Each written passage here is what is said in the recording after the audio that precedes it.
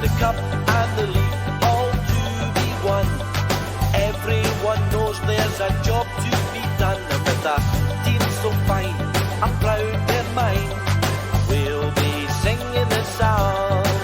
For real bars from Dunfermline are playing, and now we are on song.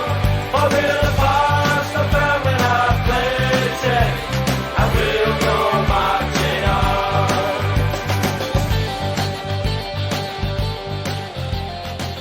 The Dunfermline Athletic Former Players Association podcast is sponsored by Starnut Apparel.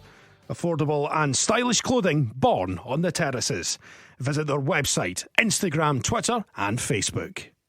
Welcome to episode 11 of the Dunfermline Athletic Former Players Association podcast, Walking Down the Halbeath Road, where we will reminisce about yesteryear and the players who've been lucky enough to wear the famous black and white stripes. I'm your host Mikey Motkiewicz, and on this episode we speak to a club legend from the halcyon days of the 1960s. Signing for the Pars in 1966 from Hearts, he would spend just 3 years at the club, but during that time he would play in a semi-final of the Cup Winners' Cup and also lift the Scottish Cup as club captain in 1968.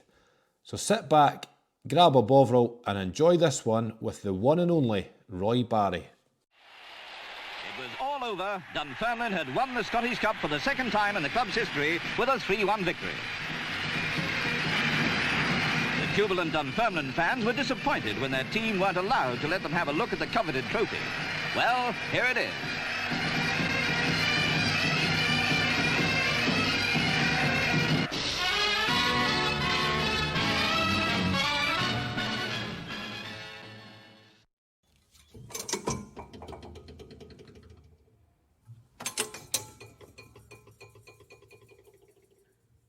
Roy, thanks for joining us on the podcast.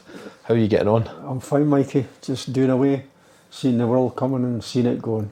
A happy man. Good man. It's a pleasure to be in your company as always, you. mate. So we'll start at the very beginning. You were born in Edinburgh, 19th of September 1942. My goodness, was I? You were. So what's your memories of growing up in the tenements of Edinburgh? Oh, that was fun. That was an experience that never leaves you. Running about in the... We had a great community in the street. There was a pub, Jamaica Street it was called. It runs between House Street and St Stephen Street, something like that. Just down off Heriot Row. And there was a pub at either end of the street and one in the middle. And that was the whole community. And that's where we used to go. And of course the women weren't allowed to go in the bars. So there was a wee snug. So we used to sneak in to the wee snug to sit beside the women. We were just kids like. And even my mum was in there sometimes.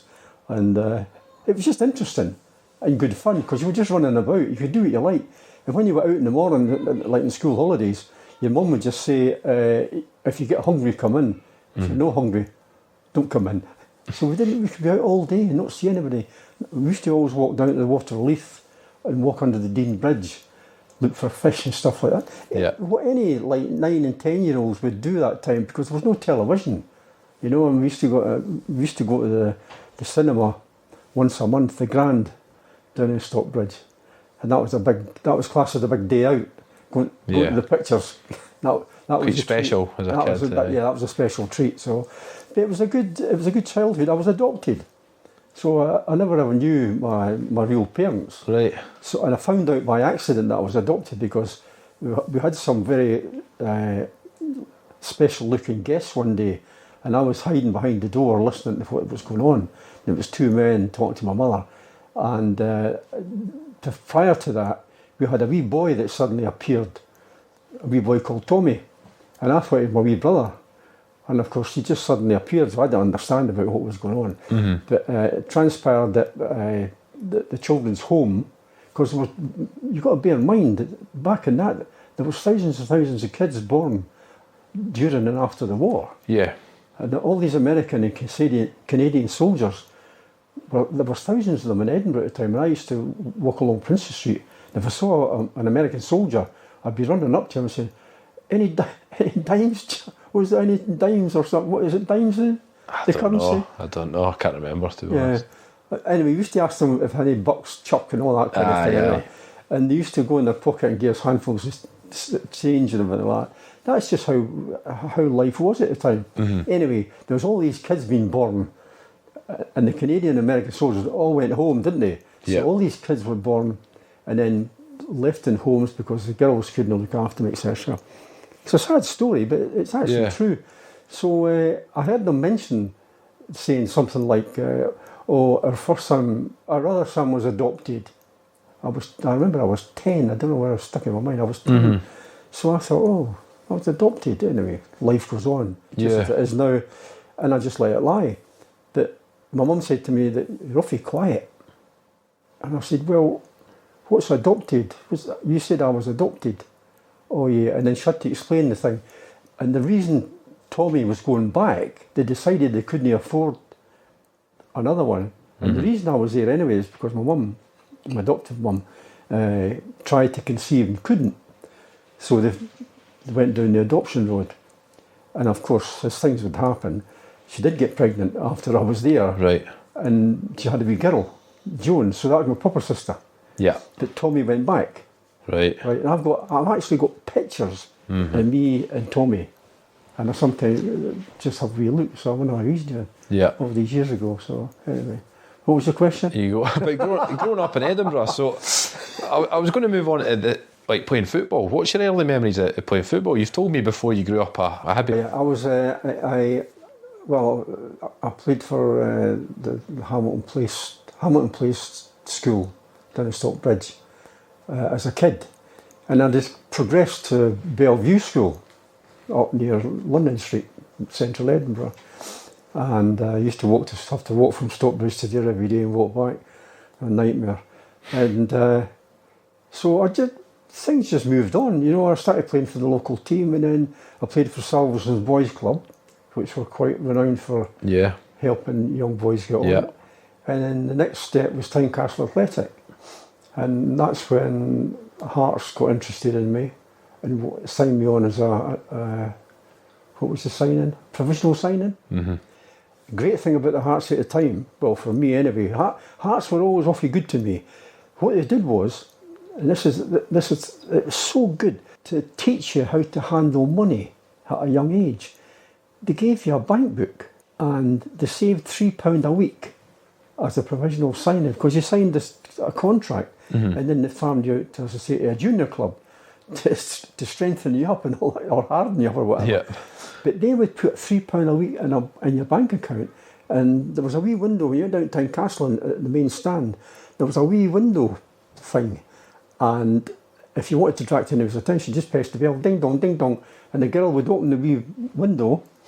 And you'd hand your book across, the bank book, right, that £3 a week went into, and you'd say, could I have £10 please? Because my mum would send me up, go and get some money out of your bank account. So I would travel up, I'd get the number 35 bus up to Gorgie Road from Stockbridge, and I'd draw out £10 out of my boot. But I thought it was a great thing for Hearts to get young guys into saving and looking after their own money. Yeah. I had a bank book. I thought I was a millionaire. Absolutely, just brilliant. Well, at 18, you joined Hearts in July '61. So how did the move come about, joining the Hearts? Well, it was just when you reached, I think it was 17. The legal age was 17. They had to offer you a contract to release you. I think that was the law. I think. Right. So, come 17, they took me in and they offered me a contract. So that was my first contract. So I was on £2, the equivalent of £2.50 a week as an apprentice welder in Rob Shipyard. Wow. Right. And I think my first wage was a tenner or something. And then it went up to 13. But the first team was only £13 a week. I mean, it's just absolutely daft. So anyway, when they actually offered me a contract, I became a footballer, if you like, with the Hearts. And then I had to go and do the pre-season training, which was at Gullen, which nearly killed me, running over sand dunes. I'd never been near sand before. I didn't know what a beach was. So that was my introduction, and it just went from there. But my biggest problem for me in my head was, I was a Hibs supporter. Yeah. the team that I used to watch was Smith, Johnson, Riley, Turnbull and Ormond, the famous five. And Laurie Riley was my hero.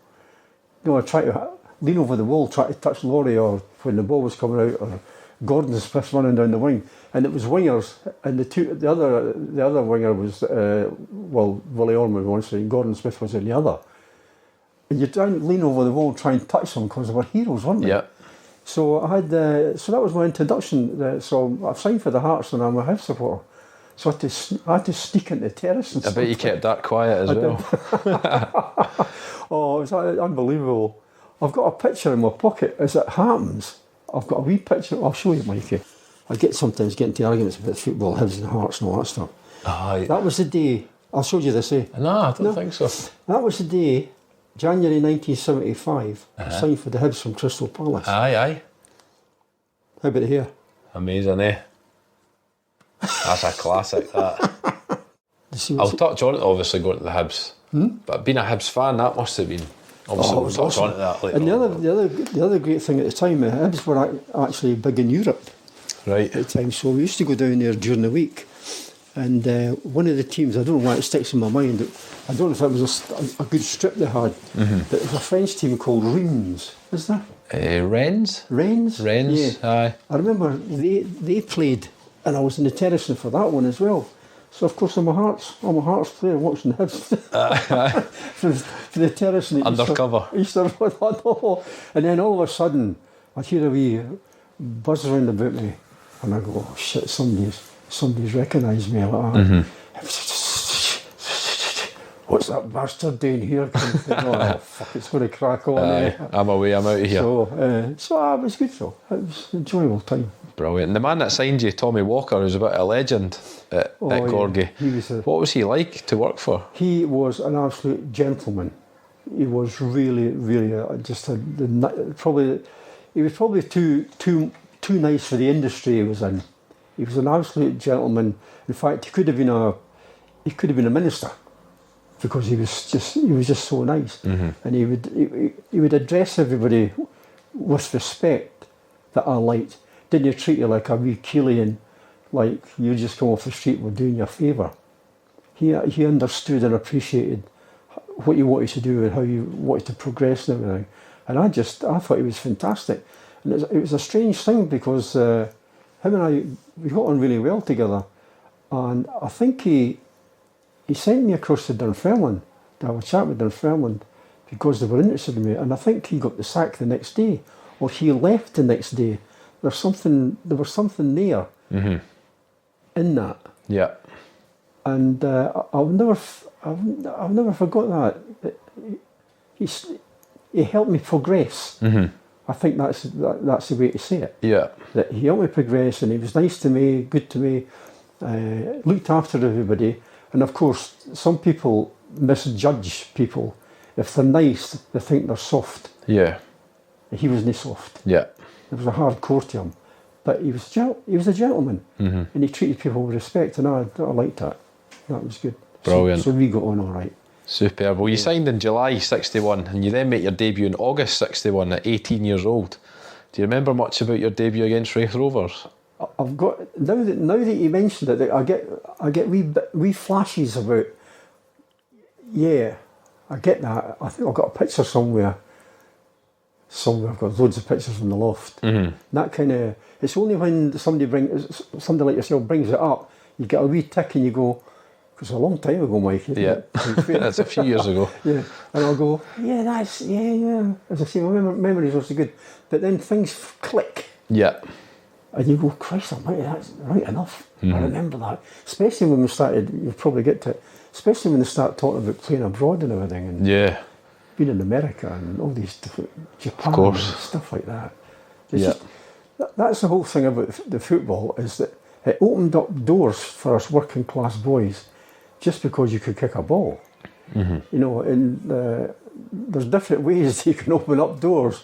But that's what we all did. We played in the street, didn't we? That's it. And you wanted to play for your team, so I wanted to play for the Hibs. I got there eventually. We'll touch on that in a wee while. You speak about going abroad, though. You had a couple of experiences when you were at the Hearts going abroad, didn't you?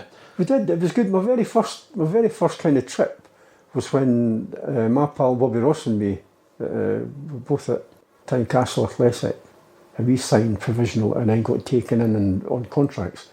And they went to Hearts got drawn against Milan. Right.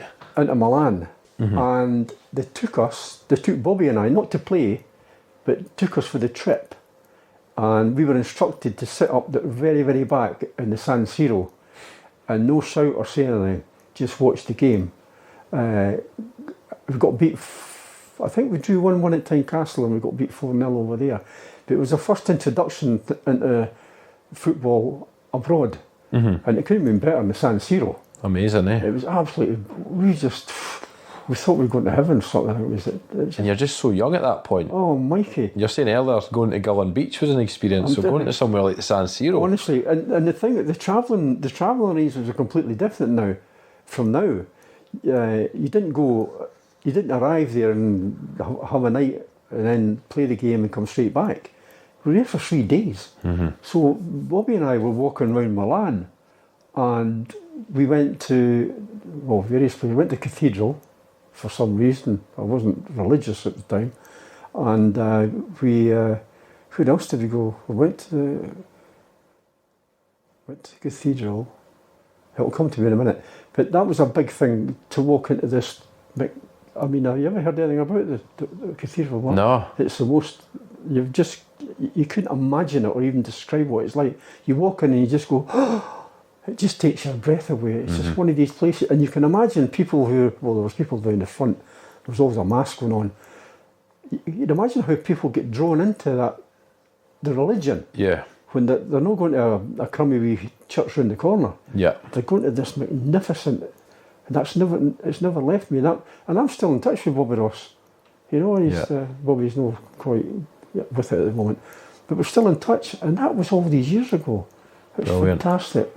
And travelling, so we were 3 days away just to play this game. It was Great, wow! It was just for wee boys from working class backgrounds to be walking around this cathedral.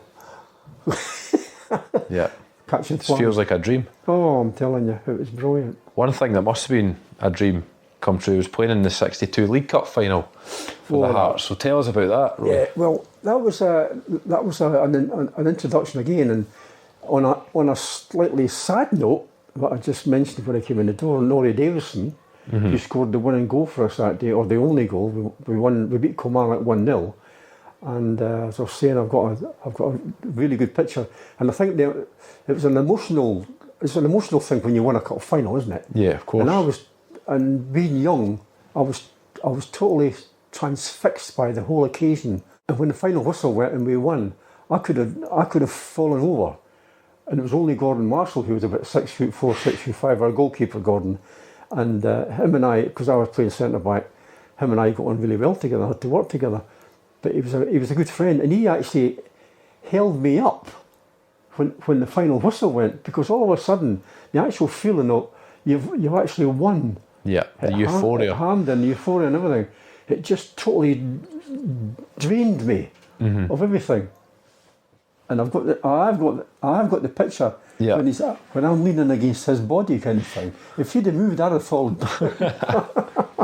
And then obviously after that, the bus parade down through Gorgie Road and stuff. What was that experience like? Well, for anything like that for a young boy, it's incredible. But to be the first time, it's just better. And the other good thing was I was apart from playing for the Hearts, I was playing for the captain, who I actually loved to bits, was John Cummings, the Iron Man as they called him. And I based a lot on my own play and how he was totally committed, 100%. And you think, some people refer to other players, he was a 100% player. And I always think he must have been 95%, because the only 100% person I ever knew was John Cummings. He set the standard for being totally committed. Yeah. So that's when it really started for me. And I think from that time at the Hearts was good for me in terms of my future. Yeah. Because I took on board what I was seeing from John Cummings as my captain, and I think that helped me. And I think I took that on. Yeah. And then I became captain as things progressed. So obviously it worked. Yeah, definitely. It worked for me. Definitely. Well, you played, we'll cover this throughout the podcast, but you played against a lot of legends of the British game in particular. But one that you played against for Hearts was Stanley Matthews. Oh, So tell us about that. It was a game against Stoke City. that's right. It was a testimonial match. Yeah. Wasn't it? Yeah. So anyway, he come out and he was straight out the boyhood dream thing, wasn't he? Stanley Matthews, and he only had, it was like a one-trick pony. Mm-hmm. He'd dribble up to you quick and feint to the left and then go on his right. And he did it every time. And you knew he was going to do it every time. But it was all about his timing. He was so quick. He was quick and he would get you totally off balance with the first one. And then if you didn't move, he'd still beat you anyway because his feint was it was perfection. Yeah. Dip and go and dip and go. And that was a great experience because you're actually on a football pitch with this icon, Stanley Matthews, and he must have been 40 something, Mm-hmm. and we were kids, so we were just all mouth open looking at the superstar. Yeah. You know, and he was a lovely again, and it's really, it always amazes me, some of these wonderful athletes, you think they're going to be big-headed, and they're just the normal people. Mm-hmm. That talk to you and have a good time, say well done. You know, they were never trying to say well done, son. And fortunately, there's quite a lot of them used to say to me, well done, son, because I would really up my game. Yeah. Try to up my game, and I must have played quite well most of the occasions. So when he comes around, he'd say, well done, son. So that was good. It was nice. Brilliant. Well, you spent 5 years at Hearts. You played 180 games. So is there any other special memories that stand out for you before you leave to join the big club? The Hearts, the Hearts were always good to me, and the supporters were always good to me, and we'd have some amazing tours, not just in Europe but in America. I lived in Upper Manhattan with the Hearts on 12 East 86th Street, right across from Central Park, where we used to train, by the way. And John Harvey, the trainer at Hearts, was my mentor. Mikey, you've got to get a picture of this in your head. Mm-hmm. John Harvey used to line us up when we were dressed to go out and play. And he was a regimental sergeant major. Right. And I was army material. I didn't want to be a professional footballer. I wanted to join the Navy. Mm-hmm. That was my ambition. And when I was first approached by a Hearts scout at Leith Links, and my dad was here that day, and the scout quite rightly introduced himself to me, asked where my father was, pointed him out, and my father joined them, and Hearts were my father's team. Right. 100%. And I'm a Hibby, and he was a Jambo. So the Hearts scout introduced himself to my father and tells my father that he would recommend to the Hearts to sign me on a provisional form. So that's when it all started with the Hearts. Right. At Leith Links with this scout. Mm-hmm. So I just turned to my dad and I went, I'm not going to be a footballer, Dad. I'm joining the Navy. You know that's what I'm doing. My father, you can do this. You could do this in these days. He gave me such a clout round the back of the head, and all he said was, "You'll do what you're told." You're signing for the Hearts. Exactly. So I signed for that. So that was the start of the Hearts thing. Yeah. But I was totally in my head joining the Navy. Mm-hmm. I don't know what it is, and as we go on, it'll start to maybe make a bit of sense. It's just something in your genes, but I don't know where it came from. Yeah. Because my blood father was a Canadian soldier. Right. So I don't know where the Navy thing come from, but as things progressed, as I said, I was attracted to the sea and eventually become a diver. And I was taught by a former German submariner off the island of Malta. Right. So that's where I've jumped ahead of myself now, but I knew I wanted to join the Navy. And then later on in life, that gene, wherever it came from, was still in me because I was attracted to the sea. Mm-hmm. And even now, when I go away, Jane's terrified because I go underneath and I swim and I get in shipping lanes and I do all sorts of things. Yeah. Because I'm a swimmer. Yeah. You know. So wrapping up your time at Hearts, you joined the Mighty Pars in September 1966 for £13,000. So how did the move come about? Were you looking to leave the Hearts at that point? I've got no idea. Tommy Walker, thank you. Thank you. It was right out of the blue. You know, I played in the European games. I did quite well. And I'm not even going to suggest for 1 minute that I was a star player or anything. I was an average player that worked hard, and I've always said this: if ever you're going to succeed in life, it's hard work, isn't it? Whatever you do, it's hard work, and I emphasise that to all the young boys I've played with. They come in the team, and I can see they're a bit nervous. And it's all about hard work, and then you get better in any industry. Yeah, I agree. And you know yourself what you do. Yeah, you've got to work hard, and you won't progress. This is another thing. This was one of the most incredible moves. I got the chance to go to Tommy Walker, the manager. He took me in and asked for a transfer, and he said there's 2 clubs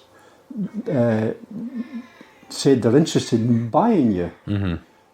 And I couldn't believe it because I was quite happy, and I thought, what have I done wrong? You know, you're young and that, and you think there's something not quite right. And he says, and I said, why? And he says, well, we're prepared to listen for offers from you. Yeah. And I'm just standing there saying, like, why? Well, that's how it is. This is, as I said earlier, the day before he actually leaves the club. And I don't know if he was doing me a big favour or could see something in me that I could progress. Yeah. Anyway, he sent me up to St Johnstone, right. First of all, to speak to Bobby Brown, who then became the Scotland manager, I think. So I went up there, and he told me a long story about this and that, what they were going to do, and blah, blah, blah. And in the end, I said to him, well, I've got somebody else to speak to, because Tommy Walker had said to me about moving on. So I said, okay, that's what I'm thinking. I'm not sure about this, but and then he turned on me, verbally. If you don't sign for me now, you will regret this for the rest of your life. And I can't even describe what my response would be. Yeah. I'm not used to being spoken to like that. Total, I respect everybody I speak to, I respect them. That was absolutely no respect whatsoever. Yeah. To say to a young man, you will regret this for the rest of your life, was just totally out of order. So my next visit was down to East End Park. Yeah. Which was an easy one, wasn't it? Of course. Was it Willie Cunningham at that point you would have met? I went down there, and Willie, it was as blunt as Willie can be, but in a nice way. This is the deal, that's the deal, blah, blah, blah, take it or leave it, the choice is yours. It was a no-brainer, wasn't it? Yeah. After that performance, of course, Bobby Brown, it was a no-brainer, because Willie was a former player himself, knew what the situation was dead honest. So that's it. Honesty. You can't beat honesty. And what was your impressions of the football club at that point? Obviously, Dunfermline had been on the rise under Jock Stein previous to that. Well, that was and the history was good, wasn't it? And I knew, I did a bit of research myself. I mean, there was just cup finals and European football. This is what I wanted. Yeah. So it was a no-brainer. Give me the pen. Yeah. And that was it. It was that, honestly, it was that simple to sign for, and it was the right move. You know, sometimes in life, everything you do, not everything, not me anyway, but some people, they'll say, no matter what I do, it doesn't seem to be the right thing. Funny, I hear women saying that more than men. So whatever I do, blah blah blah, and it was just the most correct thing I've ever done. Yeah. To sign for them, because I had 3 wonderful years. We'll get into that in a minute, I'm sure. But right from the off, the team was brilliant. Yeah. And I enjoyed the team, and I enjoyed. People don't understand this. I enjoyed the Fife banter. Yeah. The Fife boys were brilliant. And the other mix was Glaswegian boys. Yeah. So we've got a combination here of Glaswegian and Fifers, and I'm the posh boy for Edinburgh. Sort of thing. So the whole thing was just perfect. It all just fell into place, didn't it? It was just a nice place to be, and it was easy to get to. of course. You know, and I used to love driving over the Forth Bridge in my car, going to work. I'm a professional footballer. Yeah. And I'm going to a big club, you know. It was a whole package, wasn't it? What players were there at that time when you signed, Roy? Wee Mickey was there, I'm sure. Wee Mickey was there forever, Yeah. I think of it. Bertie P, Yeah. the goalkeeper. Was Bent there already? I think Bent was just after 67, I think he come in. Yeah. I'm trying to think of the big Pat Delaney was a big centre forward from in the West. Jackie Sinclair still at the club at that point? I think wee Jackie was not going to just leave. But they were just all Wee Willie Callaghan, obviously. He was there for 100 years, wasn't he? Wee Willie was good, and John Lunn. So that was the two fullbacks, you know. And there was another young guy who came in, Jim Fraser. Yeah. Him and I finished up playing like double centre back. But I took over from Jim McLean as the regular centre back, and then eventually captain. Jim's nickname was Falsey. I don't know what it means, but this is Falsey, and he said, you know, slapping the back of the one of these guys. But the two fullbacks were just amazing. Yeah. And that's, again, we're going to come to it probably, but these guys, when I play with them on a regular basis, couldn't get a game for Scotland.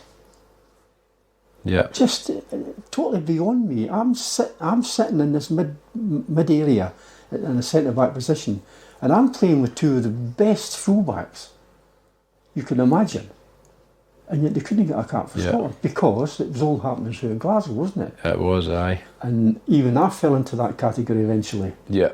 Where I know, and not blowing one trumpet, but at one point I was the best centre back in Scottish football, and that was a fact. And everybody knew that. Yeah. But I didn't get a cap. Yeah. Well, just to correct myself, Billy McNeil was the best centre back in Scotland, and I was the second best. Yeah. Right. So we actually reached a point where I was kind of hinted that I was going to get a cap. That was actually, I've been a regular at Dunfermline, playing well. We're in Europe, so I was playing with a really good team, and I didn't mind it. And Billy and I became friends, and he was better than me. But that's how it was. And when he wasn't available, Ronnie McKinney got the Rangers. So that's what the Dunfermline boys were up against, or I should say, the non-Glasgow. Yeah. Crowd. Going back to John Lunn, there's a story that I'd heard that Bill Shankly tried to sign John Lunn for Liverpool, and Willie Cunningham wouldn't allow it because he was so important to Dunfermline at that time. Which is incredible, really, when you think how good a job Shankly then done at Liverpool. I know. Well, I've never heard that story before, but it doesn't surprise me because Willie and John were just absolutely superb footballers. They were brilliant. Superb. And you mentioned obviously Dunfermline being in European football. So 3 days after you signed, you then make your debut in against Apoel. No, Frigg. Oh, Frigg, aye. Frigg in September '66. You're right, it was Frigg. Apoel was further on. Aye. Going back to the game against Frigg, do you remember your debut for Dunfermline? Not really. It was just another game, but it was what it's what attracted me in Dunfermline as well, to be playing in Europe. You know, as I say, I did it briefly with Hearts after the Milan thing, and I progressed. I did play a couple of games. Anyway. Progress, and with Dunfermline it was just incredible. Straight in there, I'm playing in Europe. Yeah, you played 3 games in Europe that first season. Did I? Yeah, so you played against Frigg, and you also played against Dynamo Zagreb. They knocked us out.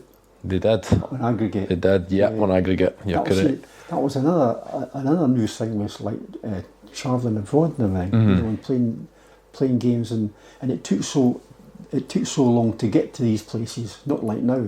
Yeah, of course. Going back to what I was saying earlier about going on three days before, and you were out walking around and you were seeing cities that you'd have no chance to see. You know, so that was a big advantage as well. Dynamo Zagreb. Yeah. Aggregate 3-2 or 4-2. 3-2, I think. 3-2, yeah. Aye. We just went out. Yeah. That season, you also scored your first goal for the club against Aberdeen. Don't know if you remember that one. October 1966. Holy moly. We did our research, Roy. I didn't score many goals, that's for sure. I scored more than my own goals. Well, you scored 6 goals that season. Did I? For Dunfermline. You played 28 league games and scored 6 goals. That's not bad, eh? So not bad for a centre half. I know, One player I wanted to speak to you about who was there at that time, you got really pal with him. So in 1965-66, he scored 31 goals in 32 games. Then the following season, he scored 20 goals in 31 games. So Alex Ferguson. Now, obviously, everyone knows Fergie's what he's done in management, but what was he like as a player? Because that goal scoring record's incredible. It is. Sir Alex. He was the ultimate poacher, wasn't he? Do you remember Jimmy Greaves? Mm-hmm. Right. Jimmy Greaves and him were very similar in as much they scored 2/3 of their goals within 8 yards of the goals because they were sniffing. Mm-hmm. His nickname could have been Sniffer. It wasn't Sniffer, but he could have been one of these guys like Sniffer that played for Leeds. He was there. Yeah. He'd poke him in. If a goalkeeper parried anything, Fergie was in there, smashing it in the back of the net, and he just loved the excitement of a goal. I think it had this incredible technique where he could, if something was building on the left or the right, he kind of read the whole situation. If the ball comes in, this keeper is going to parry it, and I'm going to tap it in. He's on it. I thought that must have was going on in his head. Yeah. When crosses were coming, because it's anticipation, isn't it? Yeah, that's the word. Thank you. He was always there, fishing about for little bubbles and stuff like that. And I bet, like Jimmy Greaves, what I was saying earlier, I bet 2/3 of his goals all came within 8 yards. Yeah. Of the goalmouth. Yeah. And he was electric, absolutely electric, quick mind, and he always had a quick mind. Sharp. Definitely. Good. I shared a room with him for a bit. Couldn't get to sleep. Just talked all night. Want to talk about football all the time. And then he just progressed, didn't he? Yeah. So the football thing was inbred in him. He was just a great conversationalist, to say the least, but not 2 o'clock in the morning. No, when you've got a game the next day. Yeah, I know. But the following seasons when it really started to kick off, so 67-68, Willie Cunningham leaves. Did the players know Willie Cunningham was going to move aside? He just was there one day and know the next kind of thing. It was a bit of a surprise. And I liked Big Willie because a spade was a spade, eh? There was no messing about as to what he wanted to say and what he was going to tell you. He would just tell it to your face. If you didn't like it too bad, he'd just punch you. Willie was one of these likeable, big, hard former players who slipped into management. Yeah. And he was tough. So he made it tough for you if you didn't do what you were told. But in a nice way. I'm not saying he was a bully or anything like that. And I liked him, and I like people who, if you like, maybe not the right word, but can be blunt with you, and then you understand exactly what they're saying. No pussyfoot about if you do this, it might come off, and blah blah blah. Do this, and it will come off. Yeah. End of. Yeah. So I liked that. That was good. Nice. And the man that replaced him, who would go on to bring the Scottish Cup back, was George Farm. What was George like? George was an absolute mystery. But he was clever, because he realised when he got into management, and this is my take on him, that he wasn't a football person. He was a goalkeeper. I think he'd been hit in the head too many times. Yeah. But you don't associate. And history proves this. You don't associate top managers, in my time anyway, as being goalkeepers. Yeah, there's not many. Even now, there's not many. Oh, there you are.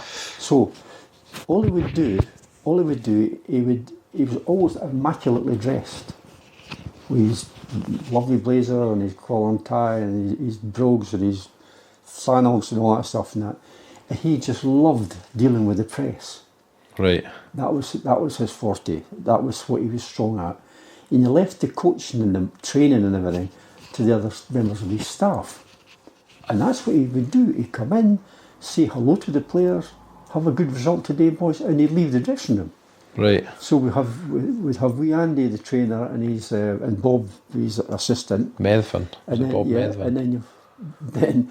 And then you would have the senior players who would have a talk amongst us, And then the one to progress into management, who used to do a lot of that, was Bert Payton, the obvious one. Of course, I was going to say a few words myself. Eventually, I became the captain. So, but it was the players. They did all the work on the pitch and off the pitch. That George realised his strengths, and it was dealing with the press and being up front. He was an up front person. You know, he could speak well about this and that, whatever, and the weather and what was happening in other countries and stuff. Yeah. So, and the press liked that. And then when they get down to football, the team's the same as last week. And then they would talk to us. So, but he realised his strengths and his weaknesses. Yeah. So you've got to respect that. Definitely, that was clever. Yeah. For him. Yeah. And he did great. When he was on television and everything, he was immaculate, wasn't he? Yeah, he was a smart guy. He used to walk onto the training ground with an entourage. And he was the film star coming. But he was a nice man. Yeah. You know, I had nothing against him or anything. He was a good guy. Yeah. Well, he obviously brought the Scottish Cup back, so he can't be too bad. You can't knock him. And talking about that season, we finished 4th in the league, but the Scottish Cup run, so we start off the run beating the Lisbon Lions at Parkhead. What's your memories of that one? Oh, that was classic. Well, we were just so good. We did have, honestly, some really, really good footballers in the team. And all we had to do was make sure we didn't lose a goal, because we knew damn fine we'd score goals. And that's basically how it worked. I would organise the defence, get the defence right. Bertie P would organise the midfield. So we're all one big unit, and the guys would go forward. We're going, we'll score goals. There's no danger. We're going to score goals, and that's just how we played our game. And it was a good unit, wasn't it? Yeah. And it was a good plan if it comes off. Well, it came off. Of course, yeah. So it was great. It was great for us. I mean, and then to go on and on, the European stuff, as we'll come to. But yeah.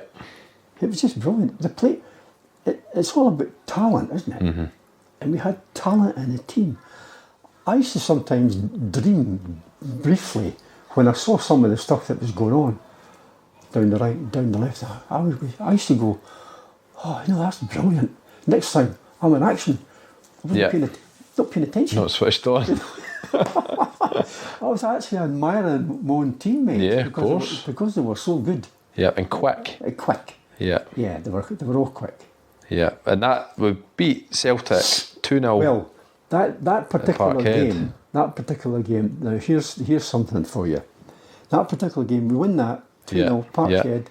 They were European champions. They were. It was the Lisbon Lions, yeah. That's right. They were European champions.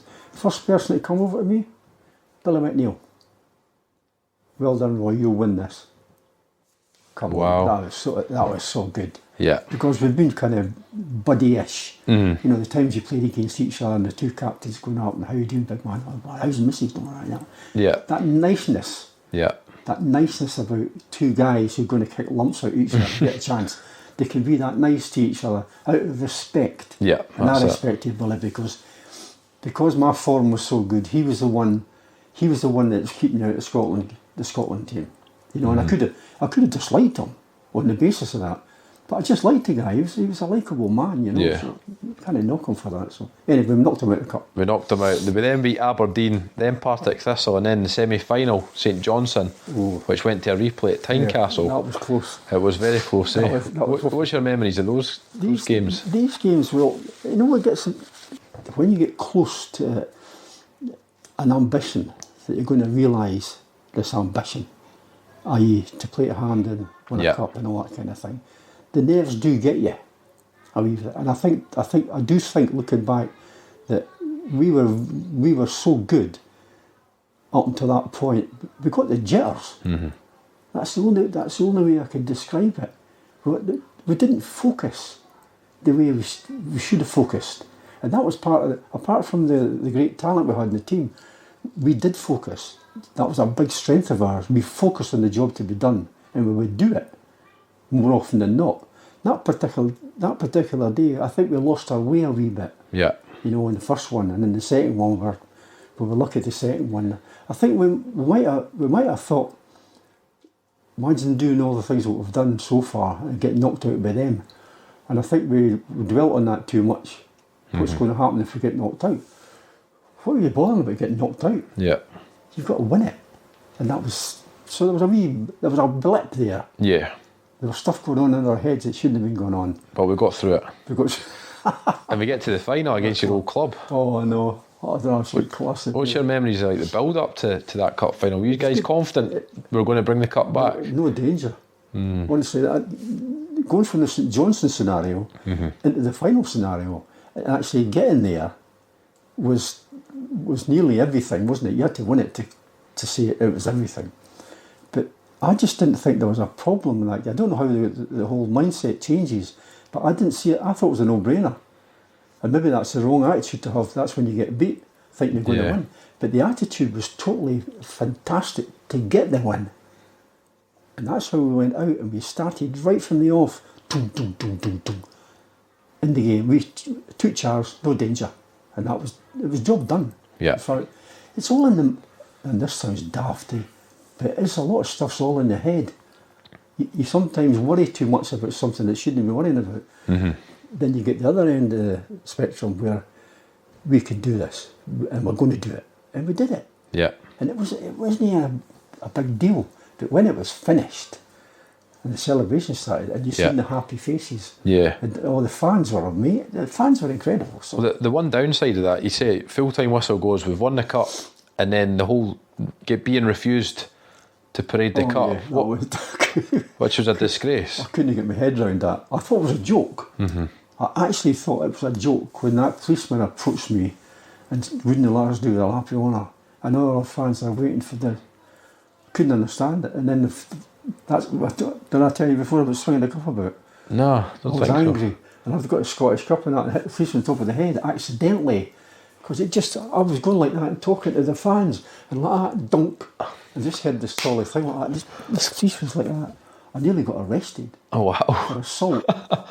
It was a pure accident, I can assure you. The thing is, your adrenaline would be high. You'd be raging the fact you can't get on the pitch with the cup. I've got a great picture indoors, and it's in the bottom drawer, the chest drawer. I know it. When I go in for something, it's a picture that size, and it's us running around the pitch the next home game. Yeah. And I've got the cup and everything. Oh, it's just a brilliant picture, and we're in the blue strip. Yeah. Because we're playing Celtic, weren't we? Yeah, we'll touch on that game in just a second. So we win the cup, and then what's your memories of the bus coming down the high street and the city chambers? And you kind of it sounds a bit obvious, but you kind of put it in words and describe it, because you're in a state of pins and needles on your whole body, and you feel that you're going to explode, and I don't mind saying this, but you're on the verge of crying. With the happiness of the whole thing.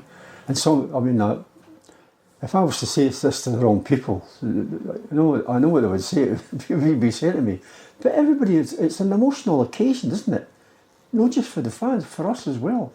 I was on the verge of cheering, but I was on the verge of crying. Yeah. For the same thing, you know. You're only 25 years old at this point. You're captain in a club. I know. It must be just an incredible feeling. Brilliant, wasn't it? And this is our present situation, and I'm not going to dwell on it. And the only word I can use to describe where we are, division-wise, not league-wise, division-wise, is sad. And we've not got... I can't put it into words. And I sit in the stand and watch us in this division. And all due respect to the opposition, they work hard in the league and blah, blah, blah. But we're a big club, and we should not be in that league, and it's sad. Yeah. It's sad. Hopefully, we'll be progressing out of this league this year if things go well for us. Honestly, I was on the verge of crying. I thought, for God's sake, didn't burst out and cry. And obviously now you stay in Dunfermline. You've told me before, when you walk down the high street, you can still picture you on the balcony. I love that. Such a special feeling, Yeah, it never fails to move me. And people say, "Oh, you must have got over it by now," but you don't. It's like when you have your first child, the first new member of the family. and the emotion you feel on that never escapes you. Right, But yeah. at the same token, standing in that balcony, again waving the Scottish Cup around, which I shouldn't be doing, that never leaves me. And I've been here now all these years, and I pass it, because of what I do, I pass it on a daily basis, and I can't pass it and no look up. Yeah. It's just so special. And the fans up that road, like 10,000 people up that road, all screaming for you and everything. It was absolutely, well, indescribable. Yeah, because I remember reading some of the newspaper cuttings around about that time, and there was, like, you were the main man, like club captain, everyone chanting your name. We want Barry, we want Barry. No, it's overwhelming, isn't it? Unbelievable, eh? It's absolutely incredible. And if I live to 100, dodgy, that is one of the most important things in my career. Was that day, apart from winning the cup, Yeah. was and I'm going to use this word, and I might not be saying it right, but I'm going to, the adoration of the fans Yeah. for the team. But at that particular moment, it was me. The adoration was for me, because I had the cup up there, Yeah. and I was the captain, and I was the main man. Yeah. And that was probably the proudest moment in my career. Amazing. There's no question whatsoever. Amazing. You touched on this game earlier, so just after we won the cup, we played Celtic at East End Park with the blue kits on, like you said. Yeah. There's a really iconic picture with you and Billy McNeil coming down the steps. Aye. You've got the cup. Love it. What's your memories of that game? Obviously, that's the one with the highest ever attendance at East End Park, with the fans on the roof Oh, that's right. and up the yeah. floodlights. What is your memories of that day? It was, well, naturally the excitement of the whole thing, but it was like a huge party. You know, and the football was kind of secondary, because our fans were loving it to taunt the Celtic fans, because Celtic had beat Dunfermline on a regular basis over the years, and but that particular day, it was our day, wasn't it? It To was. show off, and we all like to show off. It's a natural, basic thing that we've got. That if you've won something big, you want everybody to know about it, do you? Yeah. You didn't want to be hiding it. You want to be sharing it and showing them. And that was us. We showed the cup. And what was your reaction when you're on the pitch and you're looking around and there's fans on the roofs, and obviously there was a few accidents that day as well, and must have been quite concerning. Well, it was initially it was worrying. This sounds a bit flippant. I'm not trying to be flippant whatsoever, because it was dangerous. But then you had to go on with it. You know, it's not our job to worry, even though you were concerned initially. You've actually got to remove it and get on with what had to be done. And that's, for me, that was easy. I don't know if it's part of me, but I can move things and leave them and move on to the next bit. And then people will get me later on and say, you should have been more concerned about that. I said, no, this is what I'm doing. So you've got to make up your mind what you do. Yeah. But for me, it comes quite natural that I can put things to the side and get on with the job to be done. So that's what we did that day. So it was a good day, and there was no serious repercussions or anything. Yeah. So that season finishes, and then that summer we go to America. What's your memories of going there and playing the likes of Man City? And Well, we played Man City 3 times, and we had 3 draws, I think. I think so, yeah. Yeah, I think it was 4 times actually. Was it 4? 4 draws. But you see, this is another thing where we're so privileged, being ordinary guys and playing football and travelling the world, flying. You know, when you're involved in Europe and everything, you're just flying out of Europe, different places you'd never see if you weren't a footballer. So we went to America and just went to all these different cities, and it was just an absolute joy to be there, playing football, seeing America, seeing all these. The Americans are fantastic, you know. I know there's a lot of stuff, but the Americans are welcome into their home everywhere. You know, they're really good. But the whole journey, it was a life journey, wasn't it? Because it's not something you would do if you weren't involved in football or in some business or whatever. Yeah. We're travelling around America, the USA, getting paid and fed, and people shouting your name and stuff like that, and all the expats were turning up to games shouting, I'm for Fife, I'm for Glasgow, I'm for Edinburgh, and all that stuff. Aye. That's just amazing to see, and they're seeing us coming over to their bit. Just the most incredible feeling. Brilliant. And proud as well, you're proud because you're representing Scotland, aren't you? Yeah. That's the bottom line. And we're all, I'm very Scottish.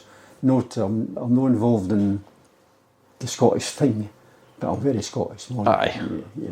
Yep. And that trip actually planted a seed for your next move, which we'll discuss obviously after Dunfermline. But that next season, 68-69, was a really big season for the club. So you played 31 games in the league. You played 7 in Europe.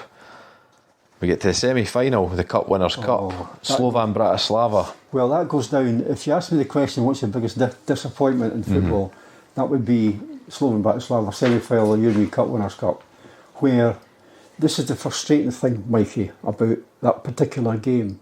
After playing all the other games and getting through and getting to that point, we were the better team. And you might think, well, that's obvious, you're going to say that. But generally, truthfully, we were the better team, football-wise. They were better organised than us, and they did a job on us. And that's why they beat us. They went on to beat Barcelona in the final. That gives you an indication we should have been. Can you imagine Dunfermline being in the final against Barcelona? So close. That's why it was even more disappointing than the actual result. Was that it was one of these nearly things. We were that close to changing the history of football, weren't we? Yep. A team for Fife. I sound like a Fifer. We were a team for Fife and would have been in the European Cup final. I would say that's my biggest disappointment in football. Yeah, Definitely. we were so unlucky. So we finished that season, then the following season was your last at the club, 69-70, so you played 3 games in the league, and by October 69 you asked to get placed on the transfer list. What was the reason behind wanting to leave? There was things that, I think there was a bit of needle or something. I don't know what it was. It was just, there was a bit of unrest in terms of, maybe it was a silly little boy thing, but it just kept happening. I kept getting booked, and I kept looking at the referees and why. And sometimes I could be a bit mouthy, which I understand if I say something out of line and I deserve. But there was things now where I was tackling. I never changed my tackling, but I was getting booked for tackling. Now tackling is maybe not so important now in the game. It's just a different game now, isn't it? That's the bottom line. But when I played at that time, tackling was an art. Yeah. As far as I'm concerned, being a defender, it was an art and all about timing. And if you didn't do it right, you didn't get the ball. For me, it was that simple. So I never changed what I was doing. I just tackled the way I did. I would win the ball. I wouldn't hurt anybody. If I had a broken leg and all that. So I know injuries can be bad. I didn't hurt anybody deliberately. If I hurt somebody in a collision when I was trying to get the ball, I'd be the first one to help pick up. But don't ask me to like you, because for 90 minutes I hate you. But out of respect as a fellow professional, if I did hurt them, I'd apologise. So I never try to hurt anybody. So I've not changed my game. It seems like the referees had changed their mindset or their opinion of me. And I used to turn around and say, and I used to always refer to the referees with their name. I used to always find out what their name was, so I could address them. Not, well, ref. Yeah. Or Mr. So-and-so, I would address them properly. The best one, just to digress briefly, was Tiny Wharton. Now, Tiny and I were big pals. He was a lovely referee, a lovely man, very fair. He used to run up beside me and go, Mr. Barry. I looked like that and he goes, I've got my eye on you. He was actually giving me a wee warning. Maybe I was getting close to maybe not getting my tackle right. But I could go through 90 minutes after, and he would have said that on a couple of occasions during the game. Mr. Barry, nothing's changed, my eyes shown. Brilliant. I used to apologise. I'm really sorry. It's just respect, though. He's obviously shown respect for you, and likewise. So all of a sudden, I'm getting booked on a regular basis, and I'm going, totally to myself, fuck this. Yeah. This is part and parcel of my game. It's winning it and giving it. Yeah. I'm not a constructive player. I'm not going to do great passes and here, there and everywhere. I'm winning it and giving it to the nearest Dunfermline player. Yeah. Right? It's that simple for me. And all of a sudden, Mikey, I'm getting booked. I'm being sent off maybe a couple of times or whatever. And honestly, I just had I thought I went, Well, going by this, you only ever got sent off once at Hearts and once at Dunfermline. that's no bad. But you got apparently a bad boy reputation in Scottish football. I know. I'm It's crazy. friendly. You know, I'm friendly. I do admit I'm competitive, and I want to win. Like everybody wants to win, they don't want to lose. But I just got this, and all of a sudden, I don't know what it was. Referees will be like, not like Tiny, who gave a new warning. It was like, As soon as they could book you, you're and I'll booked. go, what's wrong with you? Yeah. And I went, and I just had a thing just happened, and I just went, I've had enough of this. Yeah. I'm not taking this shit, because I can't, it was part and parcel of my game Yeah. to see it, to go for it, win it, and give it.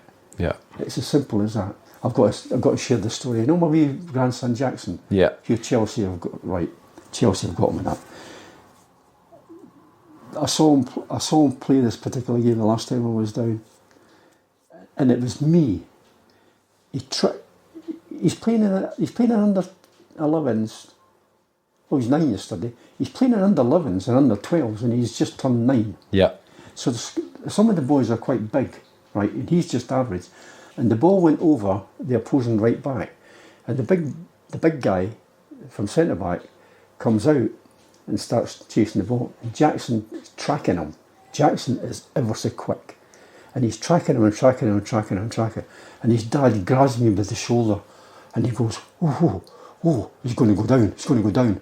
And I'm going, "What?" He comes from behind, exactly. Goes down and slides, goes round the front of the boy. The boy's about 5'9" or something, and he's only 13. He goes round him like that, gets the ball, makes sure his left leg knocks him off balance, Yeah. which is part and parcel of what I used to do. Yeah. The boy goes down, can't get back in the game because he's flat.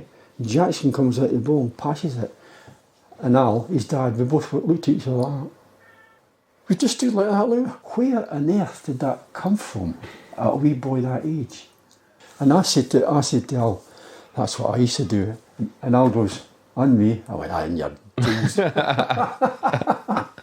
But it was a perfect thing. You think, it just happened.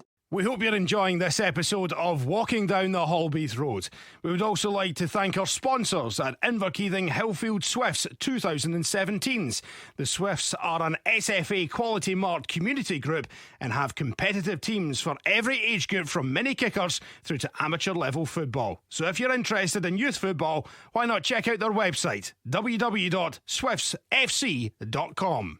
So you played your last game for Dunfermline away to Morton, 11th of October 69. Did you find it hard to leave the club, or were you just at a point you thought, nah, I'm done with this, I need to get out? It was time. It was time to go, and I had an ambition to try English football, and especially when you see players like Dennis Law and Georgie Best and all these. You want to put yourself up against them and see how you would do. So that was a natural thing for me to feel that I'd move on. Because I did my bit for Dunfermline, and Dunfermline had done a bit for me. Yeah. And I think it was mutual that I should move on, and it happened. And unfortunately, I went again, luckily, to a fantastic club. Yeah. So I left a fantastic club, and I arrived at another fantastic club. Yeah. So on the 20th of October 1969, you signed for Coventry City for £45,000. Yeah. The chat at the time was you were replacing George Curtis. That's right, yeah. Who was just about to retire. So, did you have any other clubs interested in at that time, or was Coventry the main Coventry, one? I think you hear these stories and stuff like that. It's just chatter. At Coventry were positive, which was another good thing. They wanted me to come in, get yourself down to Coventry. Simple as that. You know how to get there. Yeah, off you go. And that was it. So I got in touch with the manager down there and said, I'm coming down. I'll meet you in the Leafrick Hotel or something like that. Just get yourself down there, tell me who you are, and we'll come and see you. And that's how it was done. Coventry were brilliant. Yeah. They were a fantastic club to me. Really good. Can I tell you? Have you got time? I'll tell you. Of course, go for it. The manager, Noel Campbell, was the most likeable Irishman you've ever met in your time. Well, they're all likeable, aren't they? Well, not all of them, but it's just a part of their personality. He was the left back and captain of Man United. Right. And his playing day. So when I went down there and went to meet him, I wanted to go. So there was no problems about what the salary was going to be and what the signing on fee was going to be. Whatever they offered, I'm going to go. I'll take it, because all of a sudden I'm not playing football up here against Race Rollers and Aberdeen, all due respect. I'm playing at Old Trafford, I'm playing at White Hart Lane. That was the thing for me, done and dusty. So I got down there and sitting with Noel. His nickname was Nosha, if you call him that. So I'm sitting there and he goes, this is the deal.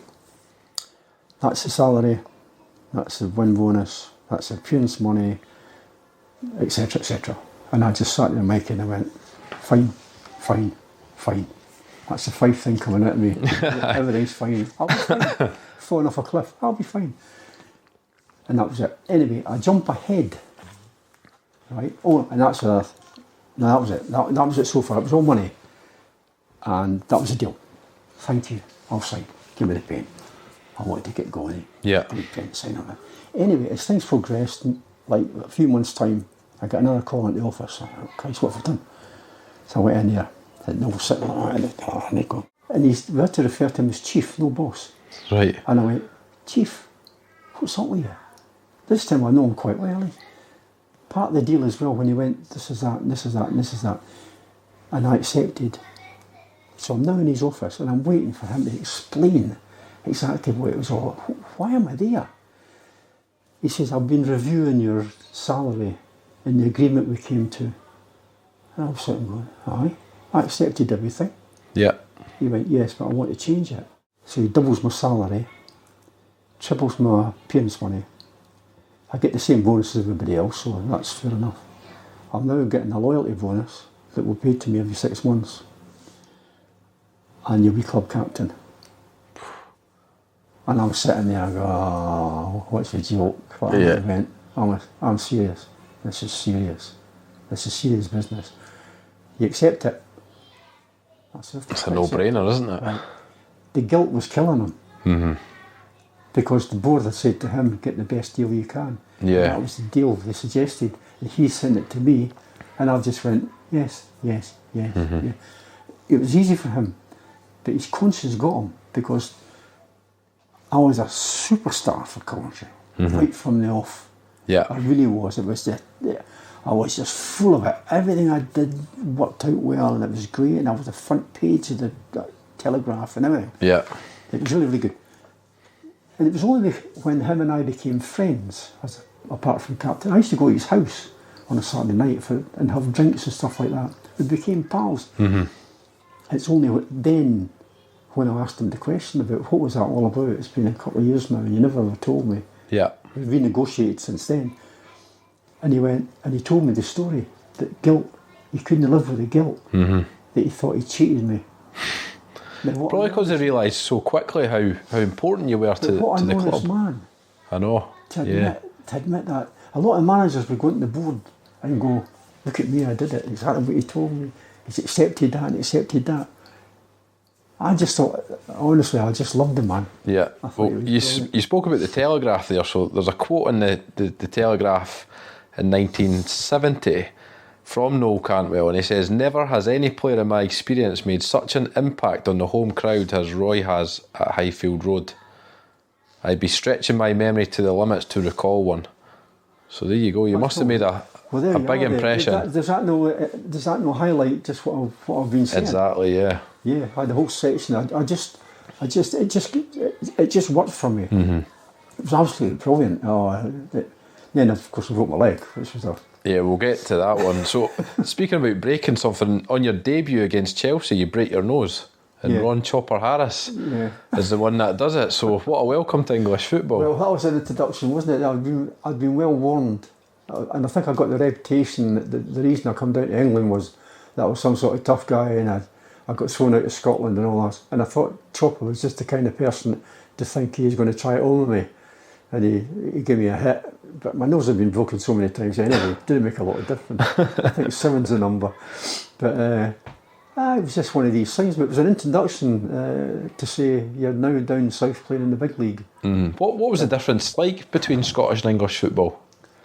Well, I think the bottom line was that they were more skillful. Right. I think they were better. So it was a higher standard. Yeah, they were better footballers, first of all, and that's a good start, isn't it? The other thing was that it was quicker. They were more athletic than the boys up in Scotland, so they were harder to catch. I don't mean that in the right. That sounds a bit rough, if you catch them. No, that was a big difference. They were more talented.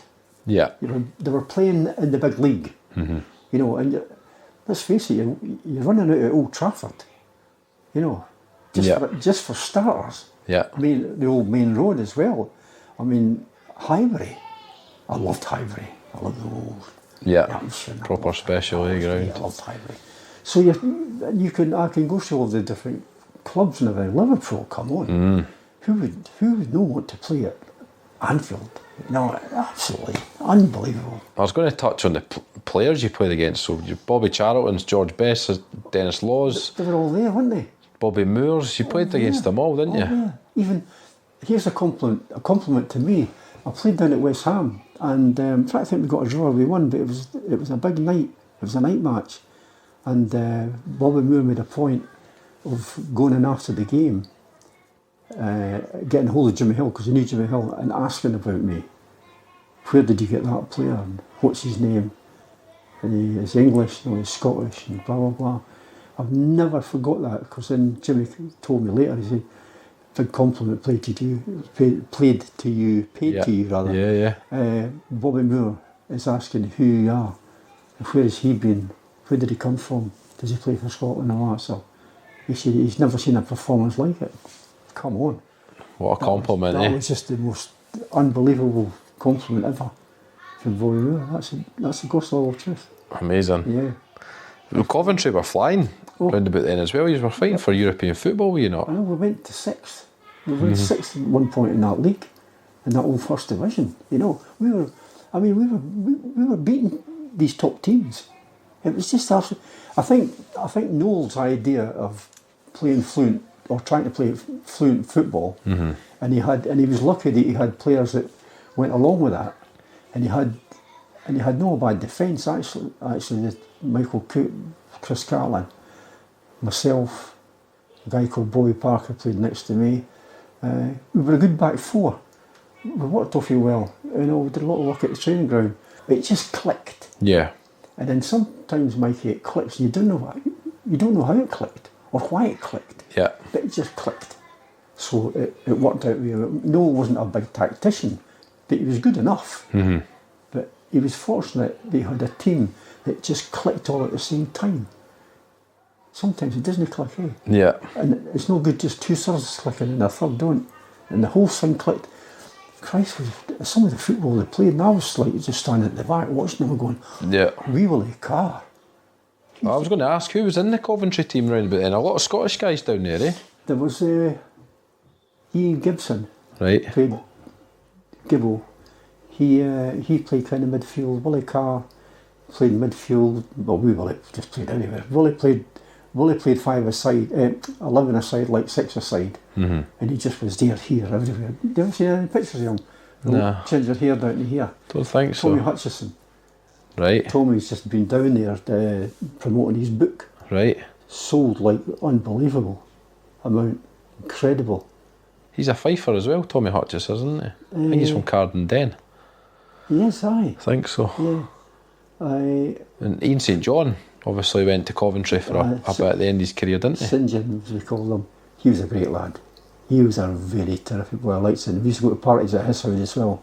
The senior players, only, no the youngsters. But he came down there as a player coach. Right. Played a couple of games, and then all of a sudden just became on the coaching side.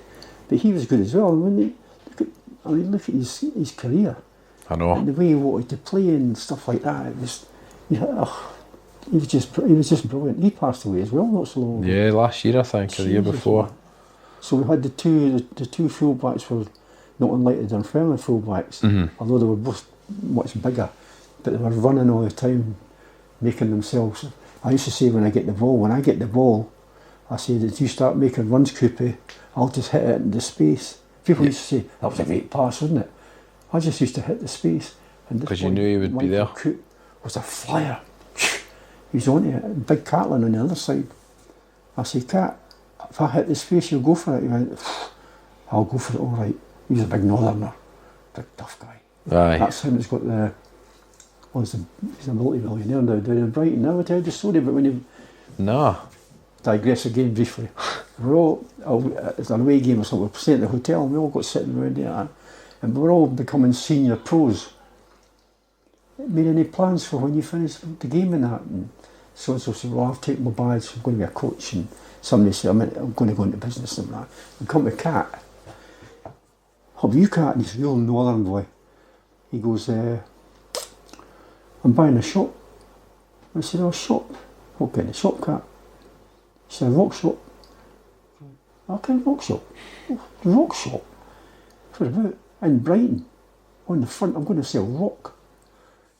What, when it says, kiss me quick? We're all killing ourselves laughing. Yeah. Oh, rock shop, Cat. You came against rock shop, blah, blah, blah. Anyway, Cat goes down there. Rock shop.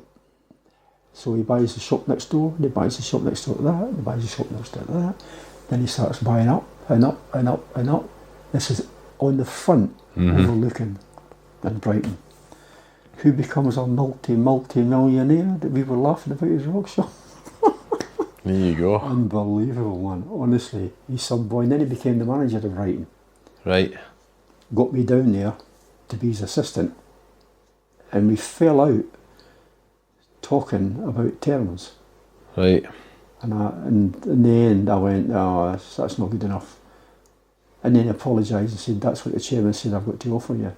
I said, I'm sorry, tell the chairman it's not good enough. I'm worth more than that. And I did. And I said, Cat, you and I could fall out, but we're not going to fall out because I like you so much that you know me better than that. You should have known that I wouldn't accept that. Yeah. I said, so you can be in touch if you want. And I left. And he was never in touch, never heard from him for a couple of years. Right out of the blue, he got in touch with me. And he said, oh, we're going to get together for a drink. I went, yeah. She said, come down the weekend. I went down the weekend in the stadium. Brilliant. And it all opened up again and that. Aye. He's been very unwell recently. Right. Yeah. Don't know what is going on. But anyway, that was as close as I came to being his assistant down there. Yeah. You know. And he said to me later on, he said, you were quite right about that. So that was it. But I love the place. I love Brighton. Never been. Brighton? Never been. Well, it's just like a huge promenade. Beautiful buildings and stuff like that. But then you go into town, all the wee streets, and all the wee bars and places like that. It's a popular place, eh? Oh, it's a great place. Gets the weather as well. Yeah. Unlike Sorry, up here. I'm distracted. No, not at all. Not at all. So, going back 67-70, Coventry are flying, and then March 1970, you're playing Sheffield Wednesday. You mentioned it earlier. Oh, yeah. Tackle with Tommy Craig, another Scotsman. Yeah, my fault entirely. Totally mistimed it. In fact, he could have had a serious injury. I stuck my leg out to try and anticipate. I should have anticipated it, but the ball hit the surface and come up quick, and I was trying to time it so I'd control it like that. Anyway, he turned and he hit me mid shaft, and going back to the Catlin thing, he was the nearest Coventry player, and it snapped. How it was described like a stick. So my nickname became Snapper. Right. Down there. And he still refers to me if I pick up the phone, Snapper! Honestly, still now, after all these years. So I put my leg out like that, and it's loose, eh? He turned and hit it, and it just heard the snap. And I went down, and I looked, and I had no foot. There was no foot there, because it was pointing that way. Pointing the opposite way. And the bones both bones were sticking straight through my back of my calf. And I was just like that. Holy hell. Didn't feel anything. Just adrenaline would kick in though, yeah, shock, yeah. I remember sitting like that, and my foot, instead of sticking out like that, was sticking out like that, and I looked, and the bones were sticking out right through the back of my calf. I got the best treatment. Norman Pilgrim, the physio, come on the park, took charge, everything. Got me down, got me around. To cut a long story short, I finished in the hospital that night. You actually got booked on the stretcher, apparently. The guy walking beside me, what's your name? I said, unbelievable. I got off it. They appealed it, I know, I read about that, yeah. What nonsense, eh? Unbelievable. Oh. Sitting there with a broken leg. I know. And it wasn't his fault, it was entirely my fault. It was just the impact of the whole thing. He turned quick, and he just hit me, and it was just wiggling. It was like that, it was loose. The whole thing was stupid, why I would do it. Trying to anticipate the bounce of a wet pitch that was going to come up and I was going to get it. It could have went there and it could have went there, which it probably did numb. But he hit me and it just went. Yeah. So I was out a year. 14 months out completely. Was that what it was, 14? 14 months, and then you made your comeback 1971 against Derby in the reserves. Yep. Did you find it a struggle after that? Or did you come back as strong as what you were? I come back, I was all right. Did 2 or 3. This is another big thing about Noel Campbell, and I'm sure it was the last game of the season. And I'd been playing with the kids, and then I played a couple in the reserves. And I think the last game of the season at home, he took me in, I'm sure, and he said, I'm going to play on Saturday. I don't want you waiting another close season till you start pre-season training again. I want you to leave the end of the season knowing that you're back in the first team. I thought that was a great psychological move. Yeah. I don't know if that's right. I'm sure that's right. I'm sure that's right. Does it say anything about... I've not got that here, no. Yeah. I just thought it was a great thing for the manager to think ahead like that and say, if I don't get into the first team this year, I've got the whole pre-season to think about it, and then you've got the pre-season training and so on and so on. I actually got back in the first team for the last game of the season, took a crunch in it, done that, fine. Right. I was ready. Psychologically, mentally, absolutely. Absolutely. I thought that was just, I just think, people used to joke about his nickname Nosher. Oh, Nosher, the Irishman. He was a clever guy. Yeah. Yeah, I always took a lot on board what I learnt from Nosher. Or Chief, as we used to call him. The Chief, some boy. He was the most likeable. He would walk in the room, and with this real Irish accent, and he was quite loud, but not deliberately loud to be a nuisance. People would go, who's that? Oh, Mr. Campbell, yeah. Because he would take the floor. It's just, the Irish have got that thing about them, haven't they? Yeah. For some reason. I don't know what it is, but anyway. So it was good to me, the over-signing and everything. The money, he'd give me anything. Because when he made me captain, I must have been good at what I was doing, because he loved me a bit, so it was good. Brilliant. So you made your comeback, and then in 1973, June 73, a tour of Japan. So you're on your travels again, and during that trip you play Santos. Yeah, marked him out the game. Aye, so tell us about that. Well, and who it was you marked out the game. Of course, everybody heard the Pele and blah, we're playing Santos. No, Pele plays for them. Blah, blah. It was just the most amazing journey. And then he turned up, and we're all in awe. There was a young kid had come on a journey, and we'd played a few games before then, I think. The injuries were quite high, and this wee fella from Liverpool, Alan Dugdale, 18 years old, had to play double centre half for me against Pele and the rest of the Santos team. So I said, I had to get him across, and I talked about everything. I said, I'll go tight, you cover, vice versa, this is how it's going to work, blah, blah, blah. And he's like that, he was shaking. I said, come on son, calm down, you'll be fine, yeah. The 5 thing again, you'll be alright, So anyway, we played again. He scored 1, and we drew 2-2, which was fair. And you could see why. The one thing that really, really surprised me, he was built like a brick shit house. Pele? Power. Was he? Honestly, I never ever realised. I thought he'd be quite small and like a Messi type build.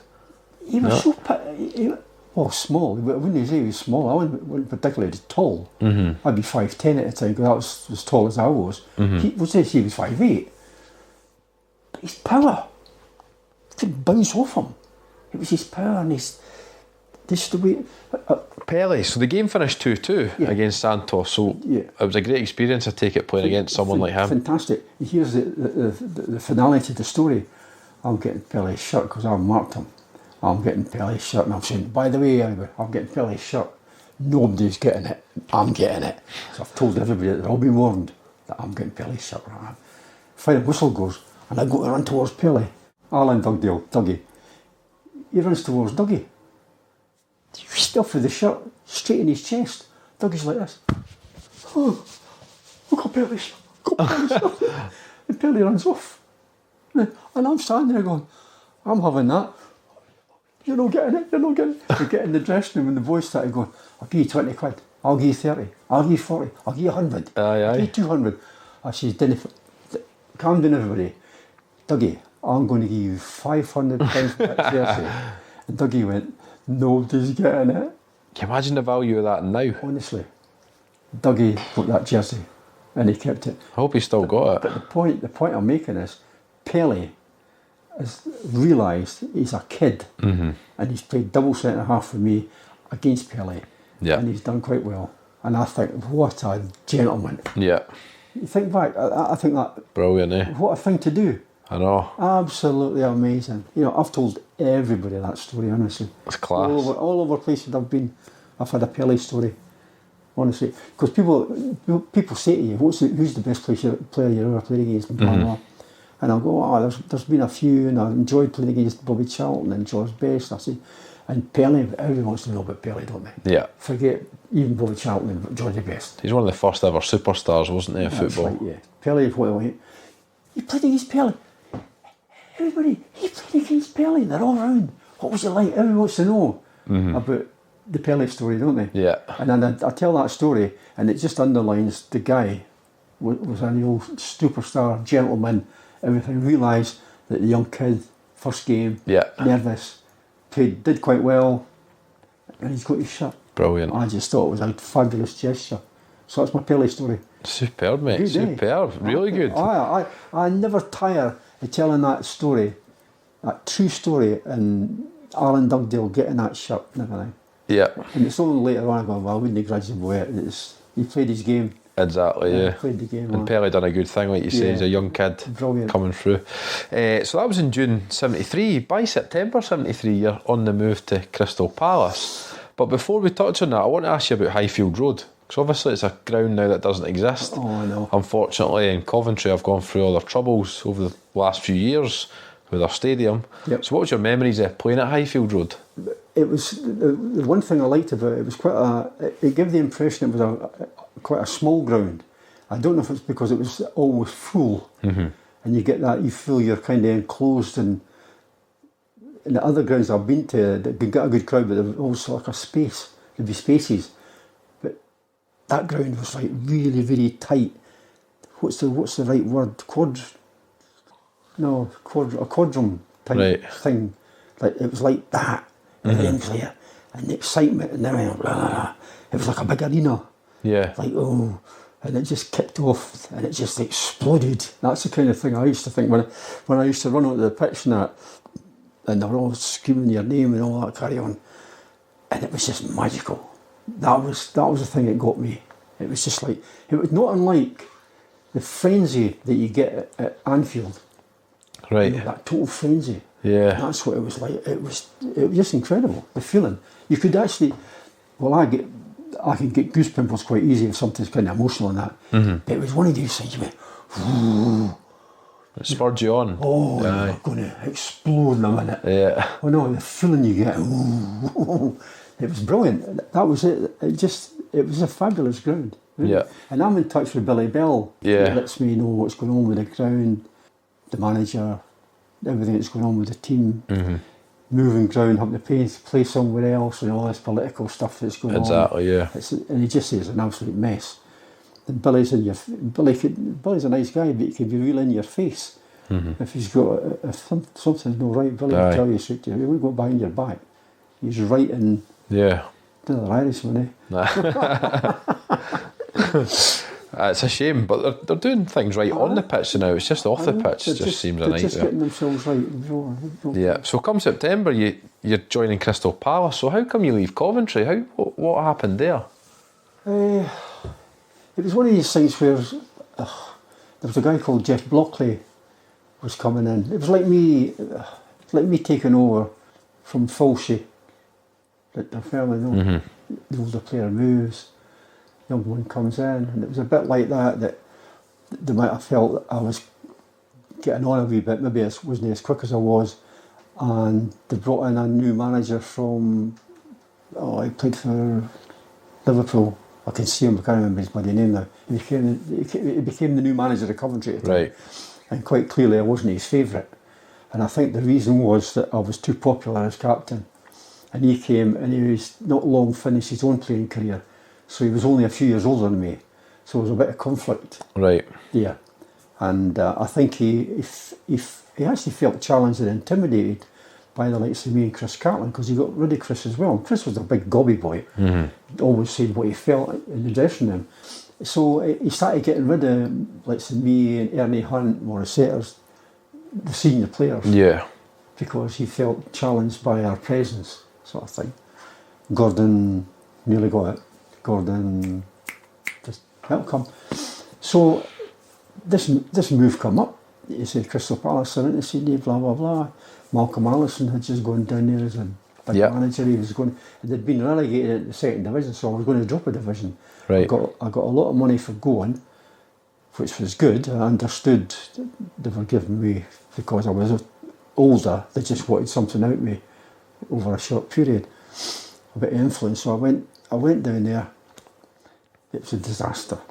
Right. He was bringing old bodies in from all different leagues and stuff like that. Guys who didn't care a monkeys, couldn't care less. Didn't have the club at their heart. You know, just wanted to get there. And the guy that bought the club, a billionaire guy, give them what they want. These guys were asking for just like ridiculous amounts of money, but they were getting it. Yeah. So fair dues to them, they're getting the money. What I objected to, and again, I was captain, I used to get them in the dressing room. I threatened to beat them up if they didn't get their finger out. And I would tell them why. And then Malcolm would also calm down. No, I'm not calming down. You made me captain. I'm going to talk. You're the manager. You talk, and then I'll talk. And that's how it was with Malcolm. I knew Malcolm socially as well. So I would tell them, if you don't do that, and you don't do that, and you do that, you can fuck like that. They didn't do anything. I'm a striker. Good for you. But sometimes you can come back and help. Midfield player, I don't know what I'm a midfield player. Yeah. They're all giving it all that. They're in London, giving it all swanky stuff that I couldn't be bothered with it. It was a nightmare. The biggest cheats I ever played. Honestly. Right. I used to say, I'm calling yourself a professional. You're a fucking tosser. I used to scream at them and everything. Made no difference. You just went. Just didn't care. Didn't care. Took the money, didn't care. Anyway, here's the final bit of the story. They've gone from the first into the second. Never believe it, we got relegated to the third.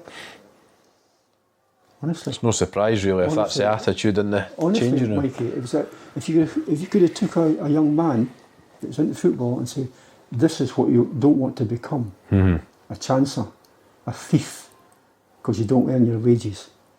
It was an absolute disgrace.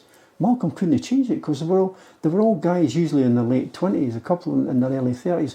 They'd done everything, seen everything. They just wanted this as a big payday and bugger off. But Malcolm, for all his ability, you couldn't see it. They were just taking the money and going, you know. So you spent a few years at Palace. You played 42 games and then you moved back up the road to your boyhood club. You joined the Hibs. Yep. 1975. So Eddie Turnbull brings you to Easter Road. Eddie Turnbull, I found out, was the best manager, tactical manager I'd ever played under. Even like talk about Malcolm and all that, whatever did with Man City, whatever, I don't know. But anyway, Eddie Turnbull, he came out with stuff that I'd never seen before.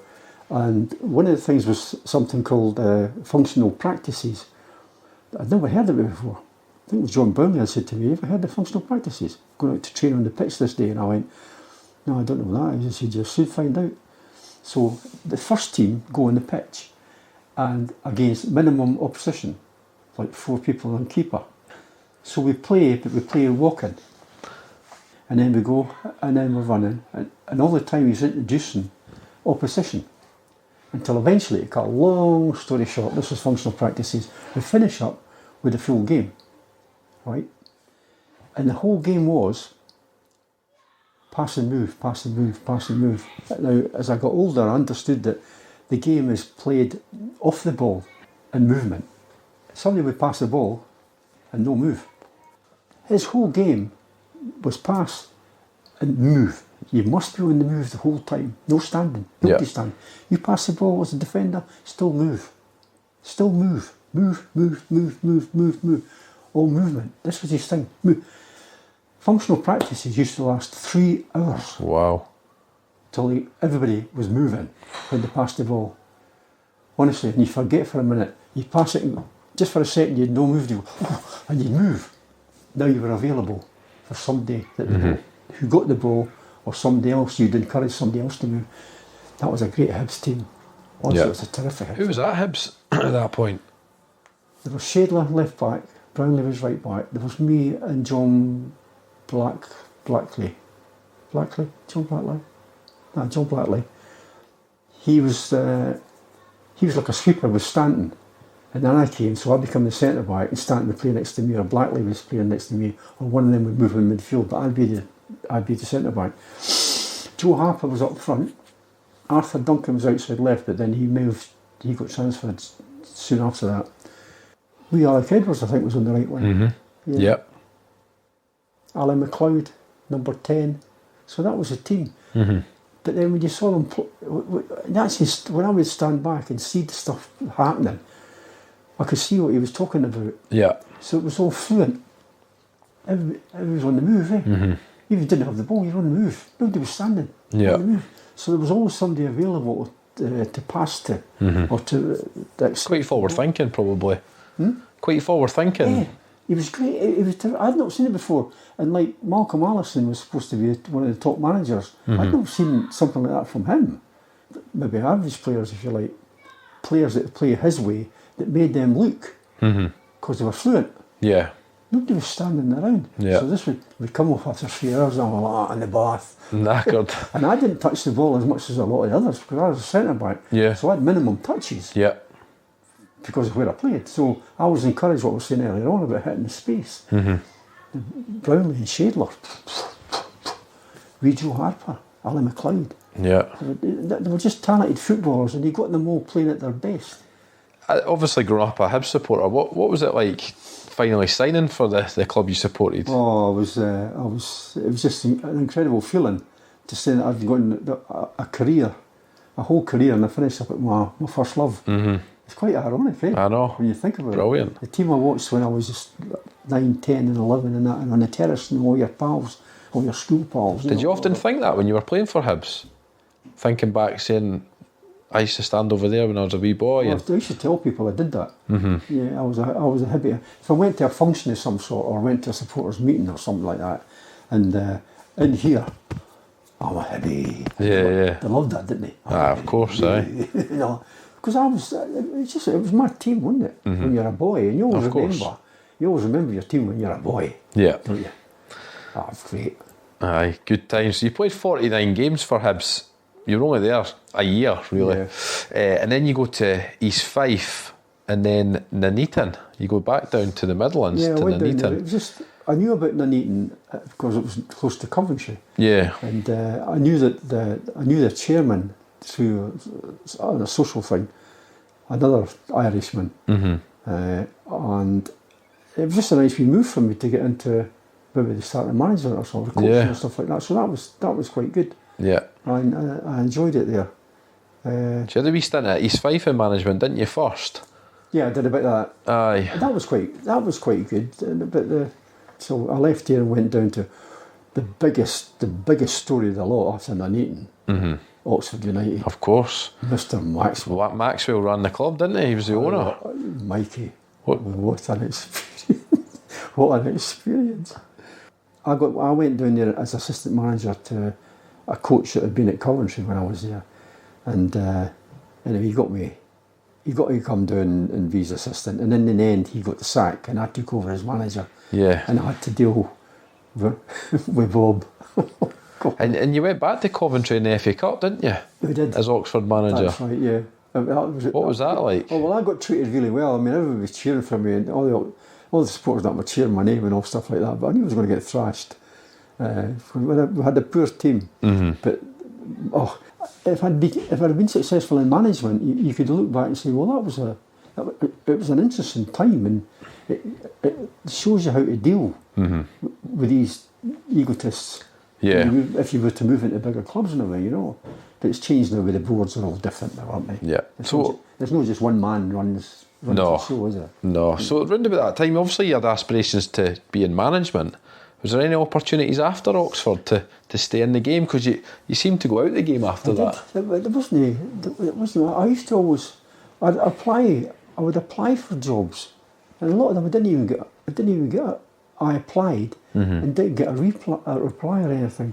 I thought it was a bit. If you didn't, if somebody's not got the courtesy to reply to your letter, Of course. then I didn't want to be there anyway.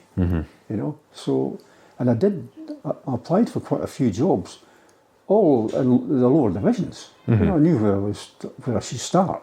I'm not going to get a job in the first division, But even these divisions, nobody had the courtesy to say thank you very much for your application, but we've now appointed somebody. I said, oh well, fair enough. Yeah. But not even to get a reply, I thought, that's shite. And in the end, I thought, I had enough. Had enough of it. So I just changed direction. Yeah. But it was disappointing. Aye. Because I had in my head that I wanted to get into management, and I liked, occasionally I did a wee bit of coaching with the youngsters, and I said, I like this. I'm kind of quite good at this, pat myself on the back, quite good at this. Yeah. But then it just died a death. And then, and the bottom line, Mike, is you've got to get on with life and earn money. Of course. So that was it. That was it. You were out the game by then. I'm going to fast forward to about 2004, because that was when you got reattached with Dunfermline Athletics. So how did all that come about? Well, God, this is so awkward. I can't remember the guy's name. I can see him at the games. The guy who got in touch Ian with me. Baker. Ian, thank you. Brilliant. See the sharp minds. Brilliant. No, Dunfermline searched for me and brought me back. Yeah. I owe everything I've got now, living and breathing, I owe it to Dunfermline. My personal life, my health life. I still work out and train. I go there. I've got a social life all through Dunfermline. And Dunfermline, for me, they're just incredible.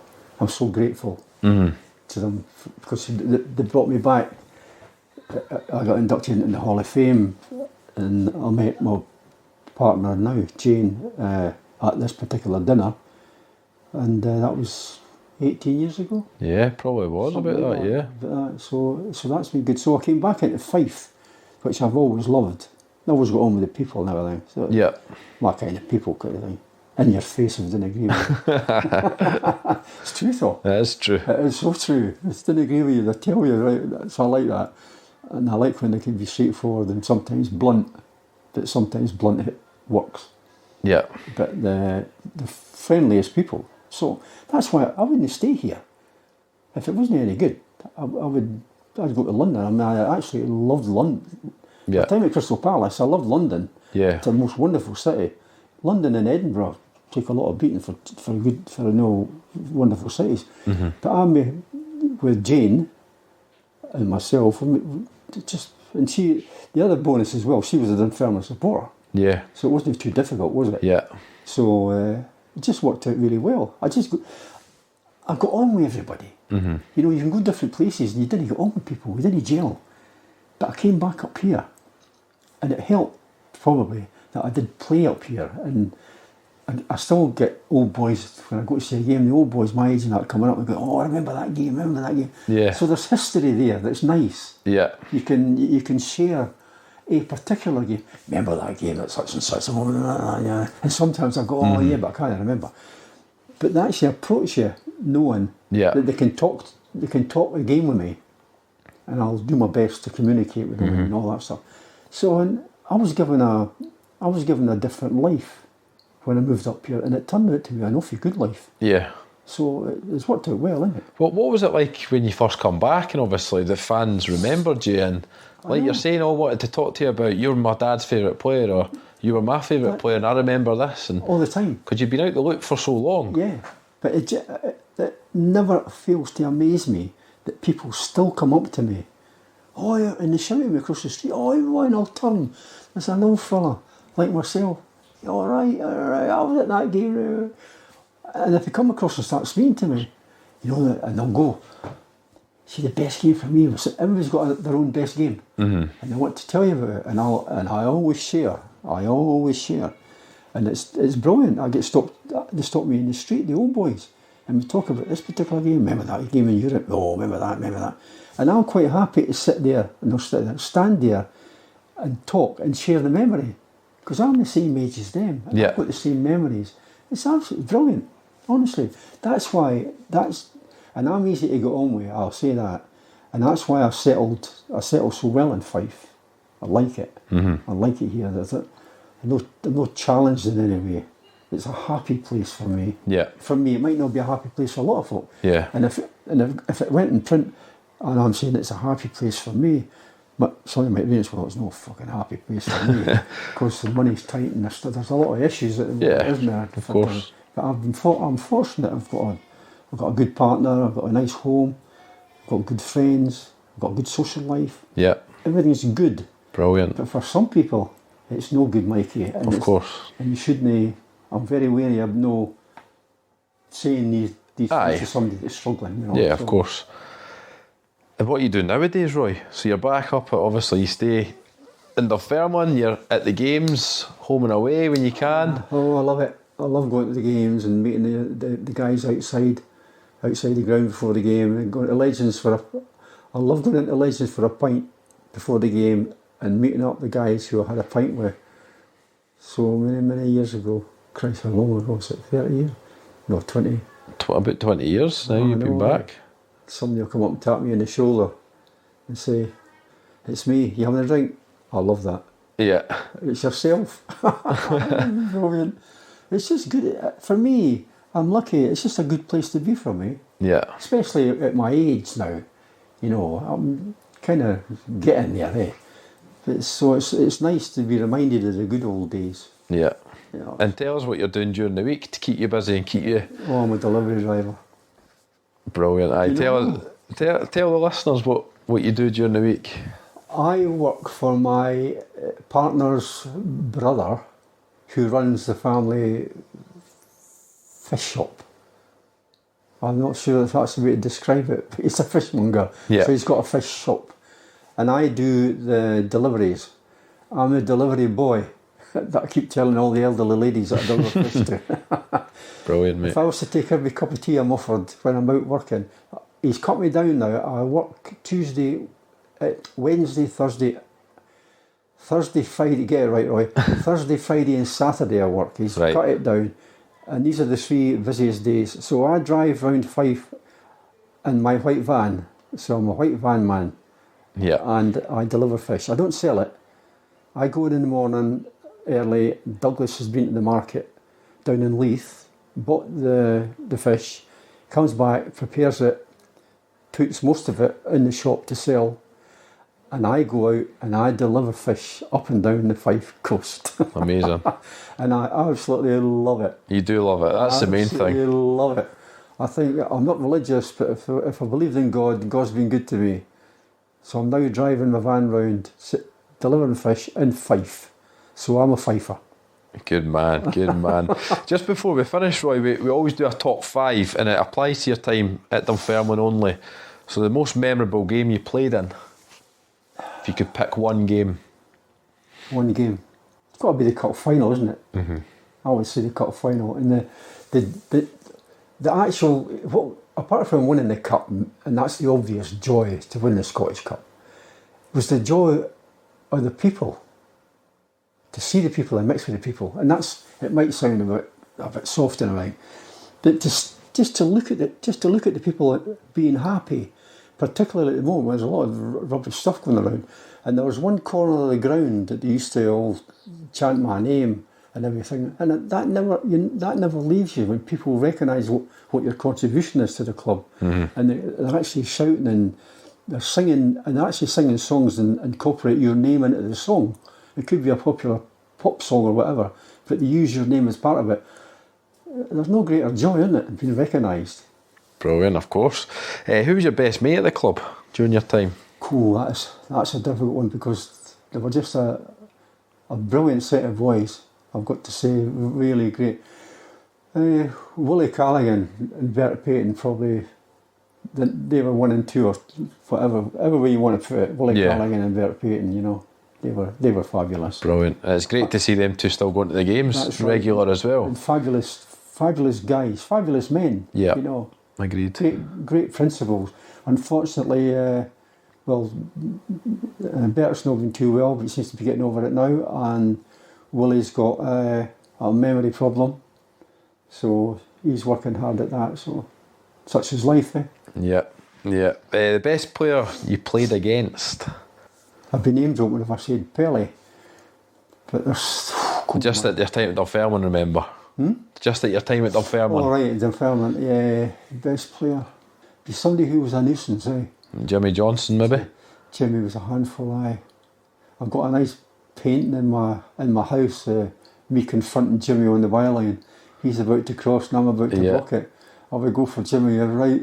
A cracking player. Have you seen my painting? I have, aye. It's a belter, It's brilliant, eh? Aye, I love really it. Good. You and John Lunn. I think that's very appropriate, eh? It is, aye. Jimmy Johnson. And John Lunn, another wonderful guy. Of course. Yeah. I'm the lucky one out of 3. I'm still here. I know. A long time yet. Favourite stadium you played in? What one did you enjoy going to the most? What, Dunfermline? Aye, when you were at Dunfermline. Dunfermline. Tynecastle if I was winning. Right. I suppose Tynecastle and Easter Road, going back to Edinburgh. You know? Yeah. And both for different reasons. One I supported, the one I played with. And to beat them in their own grounds, I would enjoy. But the actual grounds were nice. I liked the grounds. Yeah. Truthfully. Apart from the other bits. Good choices. Yeah.